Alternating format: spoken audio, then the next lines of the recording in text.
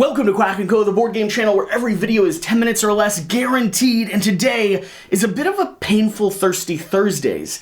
I know it's maybe not on brand for what we do today on the channel, but I'm sitting here between two behemoths of a game, two games that I desperately want to play and want to journey the whole way through, and I just don't know which one I should dedicate our energy to here as a channel. So I thought I'd pin you. You see, we have this board game table, which is an amazing upgrade to our experience as gamers. It's coming from Bandpass Designs out of Washington State, I believe, and it's a beautiful set table that is actually going to allow me to sit and play through a campaign game here on the channel more often, more consistently. Right now, we have Frosthaven set up. I've spent the past couple weeks diving through this and exploring the mechanics of Frosthaven so I could bring you all content, gameplay, full review, etc., etc. But now we have the question, do we continue journeying through Frosthaven, or do we split off here and start exploring ISS Vanguard even though we haven't completed this, knowing that once Frosthaven gets put back in the box, the odds of it coming back out and getting played and getting finished are going to be really, really difficult. I have a few contrasting points. I have a few things I want to present, but man, I am so grateful to have so many amazing campaign games. This is the genre that I love. This is the story and the arc that I want to explore through. If my channel could just be dedicated to campaigns, I would probably be the happiest duck you've ever seen. That's not how our industry works. It's not how the YouTube channel works, sadly. But we are starting to head in that direction. We're doing more and more long-term dedicated campaign stuff, and this table is the first step there. So, why would I choose to continue playing Frosthaven over starting and diving through ISS Vanguard over the next 2 months? Because really we have about a 2-month slot for an insert to exist here on the bottom of this board game table. And I think both these games do justify and do need a space to be set up for you to actually journey through them. Frosthaven is potentially going to be one of the most popular games of this year moving into next year. There's 80,000 people that are getting it, which is a compelling reason to be continue to dive through it. And it has an incredible campaign. I'm already loving the crafting and the upgrading and the way that you're bringing back resources, developing the settlement, and my character is so flipping cool. But I'm already 30, 40 hours into the process of this game, and I have to say that's a lot to be dedicated to a single IP, especially when or if those views dry up or if everyone's talking about it. It becomes very hard for us to continue filming and continuing content on it because we run not only a board game channel but also a YouTube channel. Now, equally as exciting is ISS Vanguard, which doesn't have as much buzz right now, but is in Awaken Realms title, which always has a core audience behind it. It's also one of the games that I was so excited to get in hand. I have an insane unboxing of it, which is probably one of the most ridiculous unboxings we've done yet to date.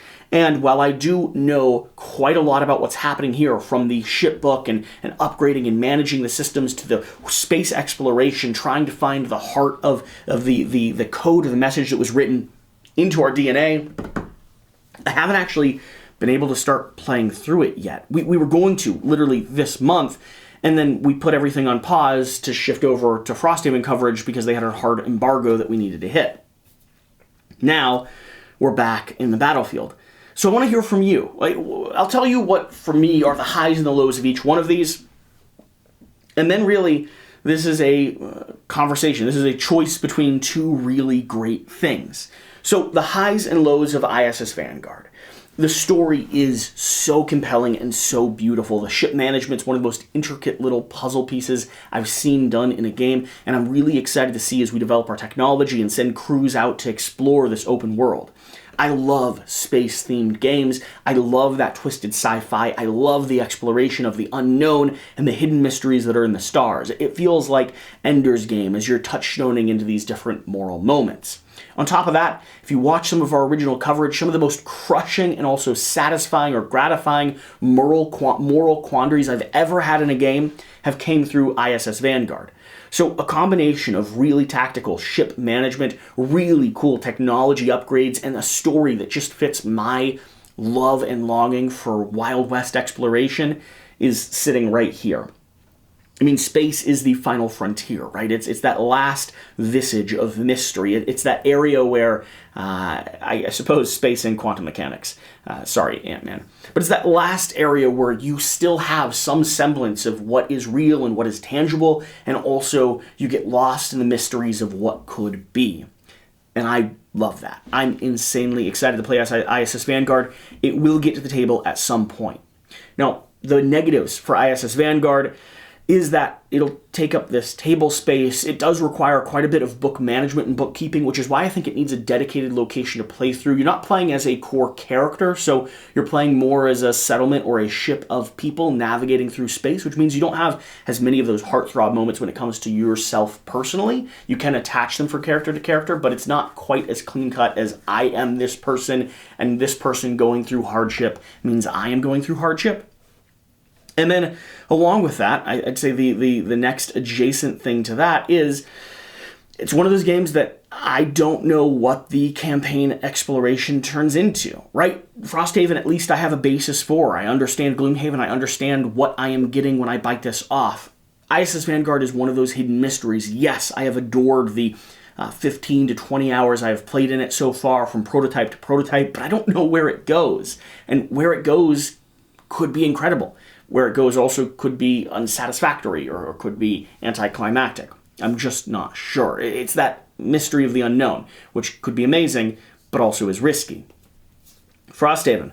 Positive and negative on Frosthaven. Frosthaven has some of the best character mechanics in any RPG, in any dungeon crawl, period. The dual cards, where you're going through and you're selecting two different choices and deciding what you want to play, and that hand management is so satisfying. Along with that, it's a legacy game where you're ripping and placing stickers and opening up the world, and I really like tearing things and opening things and sticking things and discovering things. I like my game being ruined as I play it, and I mean that. I really do. And then on top of that, when it comes to the experience of Frosthaven, I really am enjoying the story so far. I feel personally invested in the city and the community of Frosthaven. I want to see where this expands, and I really like my character, my gear, my abilities. I'm having so much fun journeying through this. The negatives on Frosthaven. Well, I'm already playing through a full campaign with Shira of Gloomhaven on Steam, the digital adaptation. This takes up a ton of space, and we've already spent, like I said, 35, 40 hours building, constructing, playing, diving through, filming, and that's a lot. That's a big handful to take, especially on a single dedicated game, and there's a very stark risk that while I enjoy playing it, it doesn't actually continue to draw attention or eyes over here to either one of the channels. I could be wrong on that, but I'm not entirely sure. Along with that, if I choose to continue playing this, I might be in for another 50, 60 hours of content. Whereas ISS Vanguard, again, I could get 20 or 30 hours in and have a really satisfactory experience, a lot of content for the channel, a lot of new coverage, without needing to make it to the end of the game. Frosthaven, if it stays on the table, really should be trying to get to endgame before we put it back away, because again, once it goes into the box, I'm just not sure it'll ever come out again until there's a digital adaptation or I have a second location to actually build and film here in studio. So, that's the initial thoughts. That's the split. It's a choice of lusting after two incredible campaign-based board games and a question for you. What are you the most excited about? What do you want to see content on the most? And what do you think is going to be the most valuable for me as a content creator and a board gamer to play and cover? Is it ISS Vanguard here, or is it the sweet summer child of Frosthaven? Thank you for being here. Thank you for watching. Remember, less time means more playing. We'll see you next time.